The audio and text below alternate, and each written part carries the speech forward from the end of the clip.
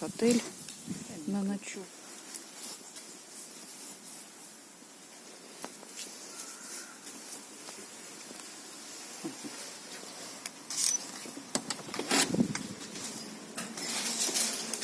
Это кухня.